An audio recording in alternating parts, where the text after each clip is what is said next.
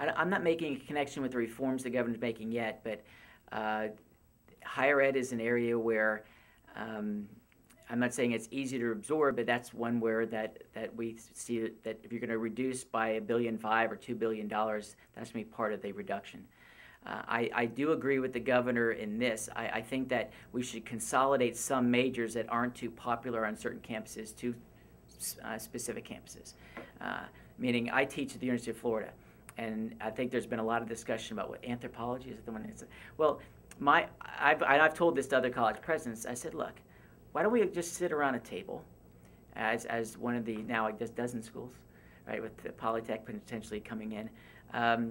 And you walk around and say, what programs do you have that maybe you're not getting the student population you expect? So maybe you're at Florida State, I'm at Florida State. What, you have anthropology, we have 30 students, how many? We have 70. Why don't our 30 go to your school, the professors go to your school, and we'll inherit your British studies? I mean, just common sense things that any business or family would do when facing a tight budget. Instead of we, the legislature, deeming that it shall be so, that anthropology, why don't the college presidents, they're very competent people, sit around a table and barter back and forth. Okay, I'll take this, you take this, and consolidate, as opposed to having these spread out, because I think it serves two functions. One, it would save money, of course, but if you could also consolidate some really high quality professors, and at a certain place, you might attract students not just from Florida, but from around the country and elevate that program. That's what I'm very much in support of. Obviously, they'll have the discussion about teacher tenure. I think that's a thoughtful discussion to have. I think you would have on the college level is, sign a person to a 2 or 3 year contract. If they're still doing a good job in the classroom and there's certain publishing requirements, fine, whatever it might be.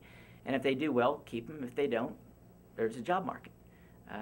I don't think, even as a teacher myself for almost 20 years, that anyone should be guaranteed any job. I mean, I think we learn, whether it be in the newsroom or any other place of employment today, a job is something that you are a lot more grateful for than you might have been at the height of the economy. As I mentioned, my dad is born in 1931, right in the middle of the Depression.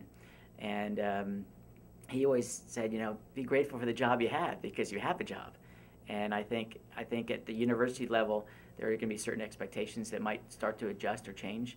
Just like we reformed our K-12 system recently, I don't think it'd be illogical to take a look at the higher ed proposals, though I don't anticipate that reaching the apex this year. I think it might be a few years in coming.